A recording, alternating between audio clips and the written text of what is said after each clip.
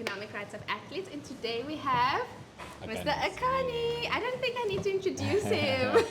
Well, welcome. Thank and you thank very you so much. much for your time. So as you know, if we talk about economic rights, of course we have to talk money. So remuneration and the Olympics. Well, this is why he's here today. We want some insight. A lot of my friends were quite surprised that Olympians are not getting paid. Yeah, 100%. We don't get paid for running at the Olympic Games. Only at the Olympic Games or the duration before the Olympics as are? So how it works is that at the Olympic Games, if you win a medal, if you make a final, you don't get paid. Or if you even go to the Olympics, you don't get a cent. You get the money from, say, you make a final, then your contract or your sponsors will pay you. Like, Your sponsors, so Yeah. not SASCOC. not SASCOC, not the IOC. They don't. The federations don't pay you. It's more of your own personal sponsors that will pay you. So then what happens to young athletes, or not young athletes, but Olympians who doesn't have sponsorships? Then for them, they're just going there to be an Olympian. I think that's like, it's. I feel like it's like there's good to it, but there's also bad to it, because at the same time, the Olympics is like the world's biggest sporting event. Why would you say there's something good to it? Because that is always where my argument comes in. When the Olympics started, it was there to promote, what do they always say in the charter, to promote camaraderie and, you know, but it was there for entertainment. But now you guys are no longer entertaining us, you are working. Yeah, but it's still we're still entertainers at the same time. Sports people are entertainers, but we just do it in a sporting space. But I say it's good because of the fact that Olympics is the biggest sporting event in the world, and being Yes. part of the Olympics, you are part of 0.0, like 0.000. There's some like equation of We'll Google 0.001 that. or what of the world's population that Yeah. actually go to Olympics. So it's a big thing, but that big thing comes to the bad side of it, where you do not get remunerated for it, and you become part of a special group of people, Yes. but you can't put food on your table for it. I hear you, but you know the broadcasting rights changed the whole atmosphere of Olympics, where it is now a business. And when you're a business, you have to pay. Yes. You know, which brings us to the first question, which we kind of now answered already. So, as one of South Africa's Olympic sprinters, how would you describe the financial realities of being an athlete when you are representing your country? With an athlete, it's tough because if you don't have a deal with a shoe company and you don't have other sponsors, it's really tough to actually make money from the sport. And if Okay. you're also not in the top 5 in your event, you're gonna struggle to make good money in the Okay. sport. So it's very elitist. Of sport. I'd That's, say yeah, that. that's a good word Yeah, to it's use. very elitist, you know. And if you say you make in the top 10, you're okay. But So do you then get access to training facilities then for free? Or? Okay, how No. does that work? no, you don't get access. Some facilities ask for a fee to Okay. pay for the use of it, which is okay. I understand, because you Yeah, know it's for wear and upkeep and tear, so, yeah. you gotta pay. And then some facilities say, no, it's fine, because of who you are, it's an honor for us to have you there. Okay, of course. Like for me, I train at a school where they let us use their facilities and we don't pay for that. And Okay. that's like, the perks of The it. trade-off. Yeah, it's like a trade-off. They can say like I use the facility to train, kind of bump their name up, but at Okay. the same time, I get to use the facilities. So it works So out. now that we're talking about facilities, what would you say are the hidden costs for an Olympian? Like the hidden costs that nobody really talks about. Like let's take your sprinting that you do. What are the hidden costs? Well, paying for your trainer, paying for your Okay. physio, paying for your doctor, paying for your chiro, Dietitian? paying for a dietitian. If you don't have a supplement sponsor, buying the supplements. Oh, okay. This bill is running up, eh? It's literally because you have to have a team, Yes. and the team also needs to get paid. Yeah. And then from that team, you're gonna have to travel. Yes. So now, someone has to travel with you. All the time. I travel with my coach, and Okay, then my fair. physio would also come with, and that's me covering their flight tickets. I always Their- wanted to ask an athlete this. So I'm good. So you're now the one in the hot seat that I'm going to ask. So they always say sport is a physical game, right? And in the same breath, they say, but sport is also a mental game. Why is it that no athlete travel with a psychologist? Because the NBA players, some of them do. I have my psychologist on the phone. Ah, okay. Fair. I can do my session with you on the phone, you know. It's not the same, yes, because it's not in person, but at the same time, if I need to talk to a psychologist, you know, you can get them on the phone, chat, Okay. and, you know, just do what you need to do. It's, So we add that to the hidden cost. yeah, you know. And then, what else? I think the biggest cost would be like just training camps and preparing. Okay. Because you think that all of those things are covered. If you go to a system where it's a university system, you know, everything is paid. But when you turn pro, everything falls on you. So to everything that the university or Yes, high school was taking care of, now you've got to take care of, and you've got to pay for that. Do they give you kind of leadership on when you need to now transition from? No, you so don't you must get- get your own financial banker, your own Yeah, planner. you literally. So how it Wow. works is that you get a contract. So if you're good enough, a brand or manager will find you, say, okay, cool, I have a deal for you from X, Y, and Z company, and they want to sponsor you. Okay, cool. Whatever the contract value is, then you sign. There's your money. Take your money Manage it. and literally you manage it yourself. You figure it out yourself. You figure out how to put your money away, what to invest your money in. You need to figure those things out. And you figuring those things out when you're 19 years old. That happened to me. At 19, I had to go figure out how to work with so much money. And I'm like, okay, but I don't know anything about this kind of money. I don't know what to do with it. Yeah. And now you gotta go educate yourself about money. You gotta go find places where you want to invest your money. You gotta look for those things and start asking people things. And I was very fortunate enough that I started off when there was an era of athletes that were doing really well at that time, Okay. and they did well with their money. So I would ask them, okay, what do you guys do with this money? Where do you put it? What? And that for me helped me, you know. And a lot of the athletes nowadays don't want to ask, and they're scared to ask, Yes, yes, or they're yes. ashamed to ask. Which, bro, I always feel like asking doesn't hurt, man. It doesn't. And I mean, it's not just the money you must manage, there's also the tax implication that at 19, you think, I've got this money, it's mine. And then SARS comes knocking They say, 3 "Yeah." years later, be like, excuse me, you didn't declare X, Y, Z. And then the athletes are always so shocked. Wow. Because I always say also, you have to learn and teach yourself.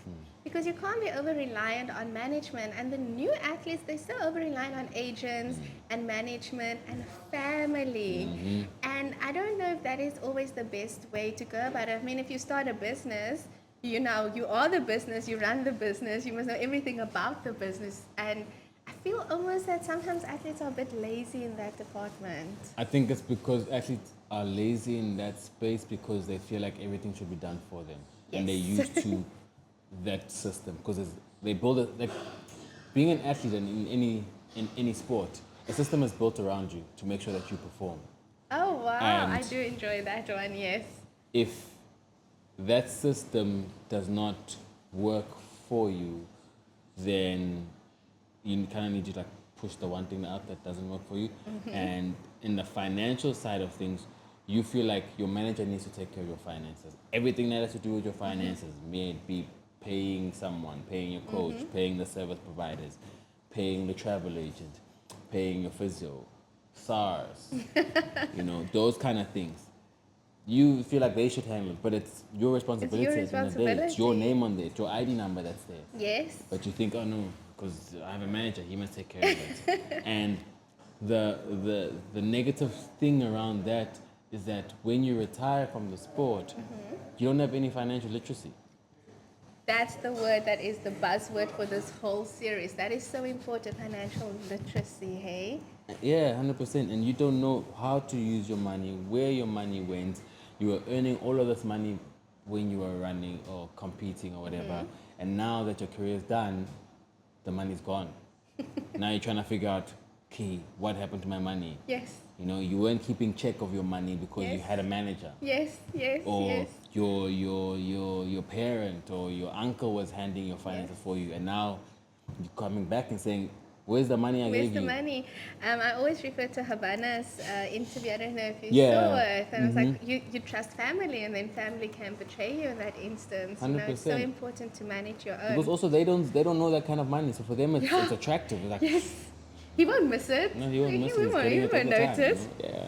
So now we've spoken about the financial liability leading up to the Olympics. So now, you mind just sharing with us what financial supports do you guys receive during the game period, and is that sufficient?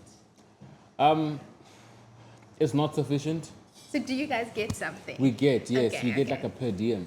Okay. But it's not in the South Africa space, it's not, I wouldn't say enough, and I don't want people thinking that I'm being kind of greedy in a sense, but it's comparing it to the other countries and what you hear from what the other countries are getting for the Olympic period. Then you come there and you're like, okay, but they have a bigger team than us, but they get more than us. But how? You know? Yeah. And you hear of all of these budgets that have been given or put aside for, you know, the games or sport development or sport preparation, but you never see that money. And it's not about putting money in my pocket. It's more about getting the money to pay for the services. Yes. You know? Yes. I always say, like, if you're gonna support an athlete, don't give it to them in the hand. Don't give them the money. Just rather pay for the service because you take a weight off of them. Yes. That's fair. You know, pay for the service. Then you at least you're seeing where your money is going. Yes. If you give the athlete the money, you don't know where the money is gonna go. You don't know Yeah. if he's gonna go buy a car with it. Or You don't Gucci. know. Oh yeah, I'll go to Gucci or Louis Vuitton and buy something there. You know. So yeah, man. That's actually good advice. Like, lessen the expense list, you know? Then, I think you touched on it just briefly, but do you think inconsistent funding has a direct impact on the athlete's performance, mental health, and long-term career? 100%. I think it doesn't.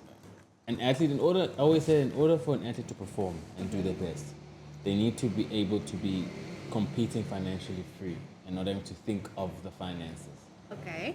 And if you are competing and you're thinking of this competition, I need to make X amount because I need to pay whatever, my flight ticket, or I need to pay someone, I have debt. Yeah, it's like added You know, pressure on the athlete. That's more pressure because yeah. you're not thinking of performing. You're thinking of how do I make this money so I can pay the next person, you know. And mentally, it's not okay because you're not running free.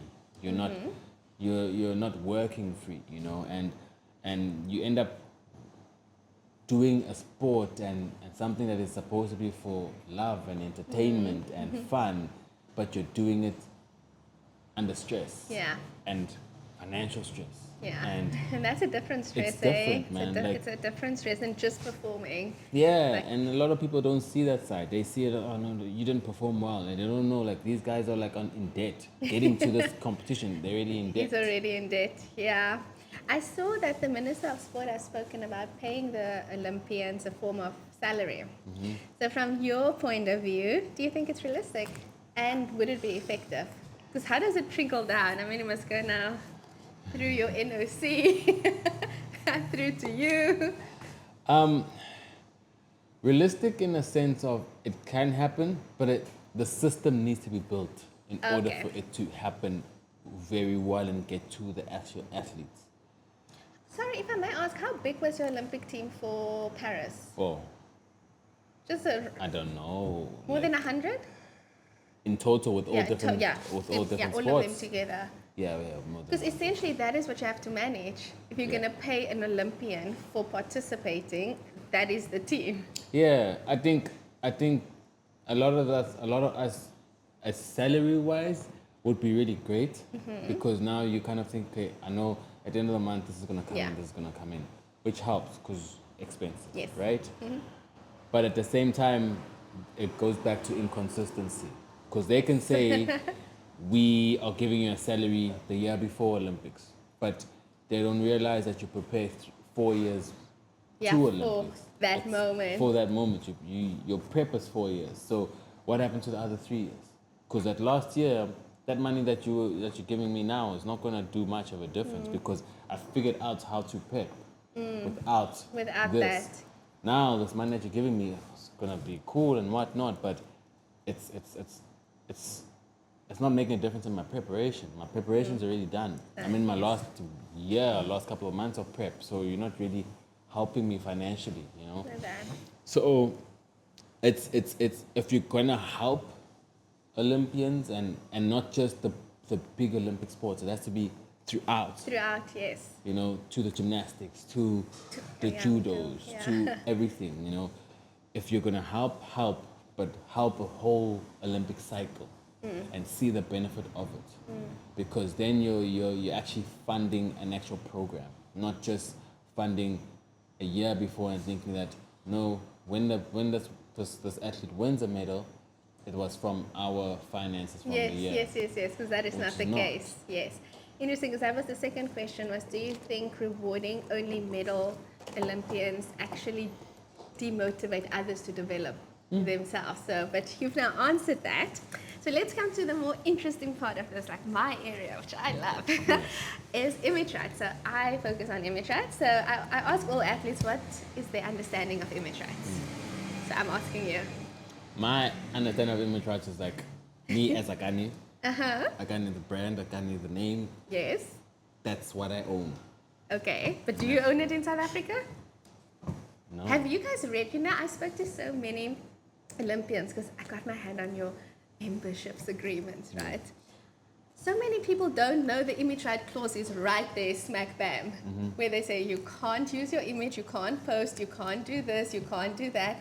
There's so much limitations on it. Yeah, and that comes from the top. That comes from the top. And it's like 40 days before Olympics and 40 days after Olympics. Yes, like the blackout, what do they call it, the blackout season? Yeah, no one can use your images then.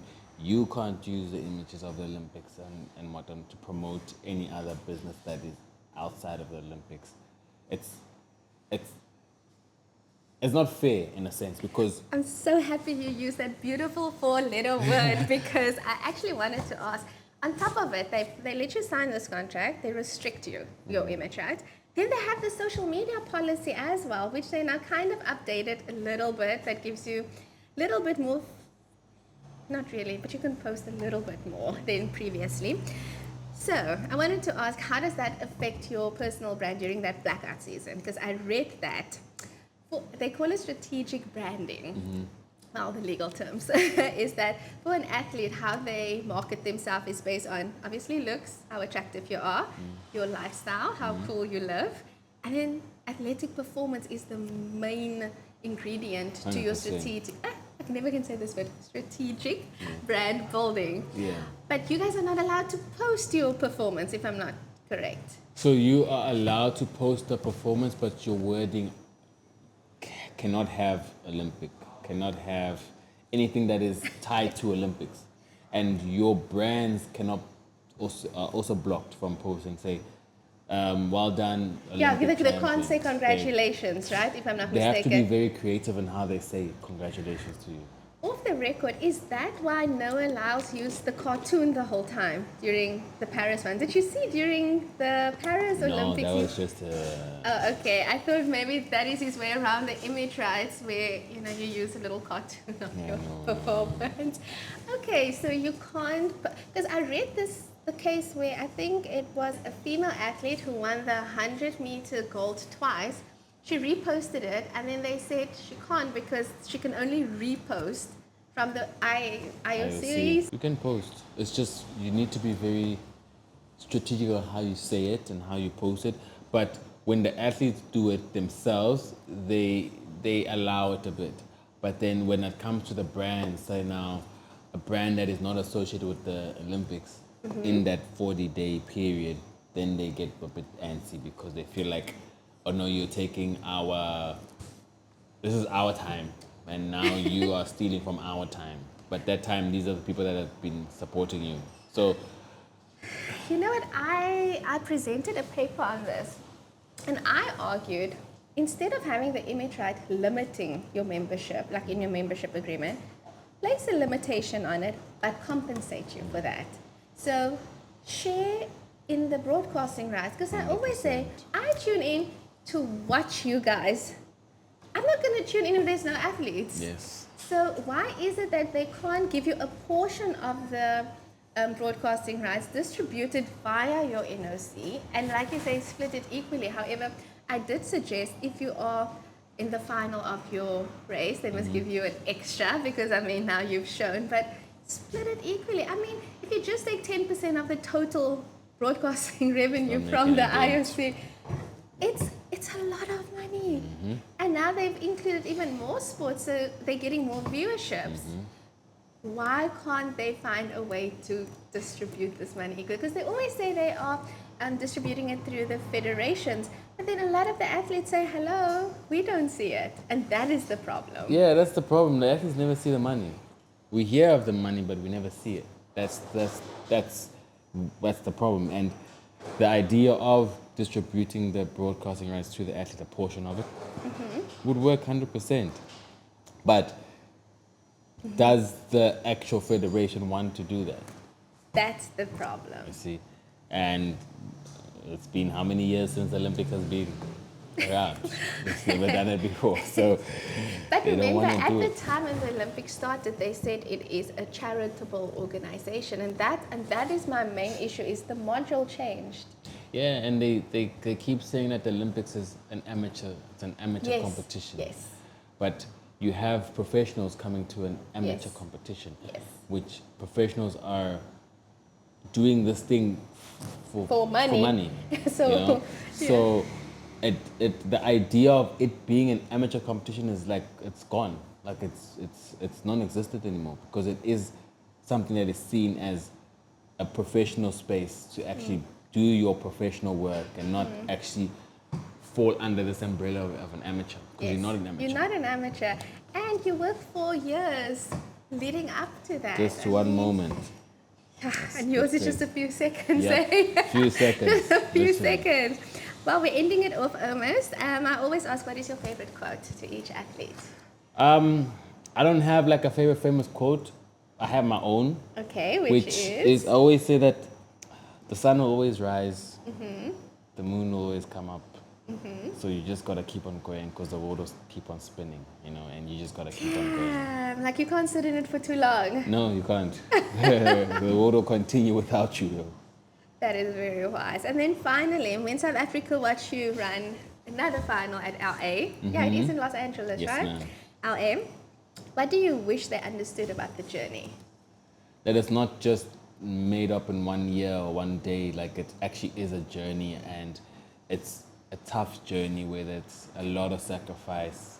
There's a lot of self-doubt, but you have to overcome that. But at the same time, it's a beautiful journey where you actually grow, and if you allow yourself to grow and become more of you, you end up enjoying it, man, and you get the prize of going to the Olympics and, you know, being an Olympian and, like, feeling what it feels like to stand on the line for an Olympic final and knowing that, hey, you actually have a shot to be an Olympic champion. Wow. Nothing tops that. 2028 will be your how many time? Fourth Olympics. Fourth Olympics. Are you excited? I am very excited to get to like my fourth Olympics, and this is in a space where a career that I never planned. What? Oh, wait, pause, guys. We can't stop here now. What do you mean? What was the planned route? Football. You're I lying. was serious. I had a What? plan of like how I'm gonna get into the football space, and I was well in it. And then Were you signed? Or on your I way? played semi-pro. I played semi-pro from high school, like from 16. I was semi-pro, and then I started my high school principal forced me to run. And then after Wait, you that, only started running high school? yeah. Let me tell you, I used to run away. You know when it is track day? Yeah. I would always go get a doctor's note to tell me I don't have to be at the stadium. I hated it so much. You only started in high school? Yeah, I only started in high school, and then it just like started like I broke the SA junior record, and then breaking the SA junior record, then they were like, okay, next year I have a talent, and my mom's like, you need to choose one sport, you can't do both. And I literally just woke up the next day, said I'm quitting soccer, I'm going to do athletics. And have you ever regretted that? No. Obviously not. No, I miss playing. Like, I do miss playing because I love the sport, but at the same time, I don't regret it because I've enjoyed being in an individual sport, you know, because there's a lot of control that I have in my sport. Fair. Where in a team sport, I don't have much control because I have someone that actually needs to pick me to be in the team. And track, if I'm on the track and I'm winning, it's me winning. And promise me you won't just play occasionally, you know, football outside. No, man. And please don't do those things. I won't do that. I stay Please. away from it. In fact, don't even walk too fast before the next No. Post the retirement, then You'll get more involved. Yeah, probably do high rocks or something. Oh my goodness, everybody's on this high rocks buzz. If the buzz is still there, we'll see what's new. I say they must sell it now while the hype is up. Yeah. Because it's basically CrossFit. It is. They just changed it with the new name. It's just a new package. Literally. Okay. CrossFit with the new name. But thank you so much for your time. Big pleasure. I really appreciate it. Yes, man.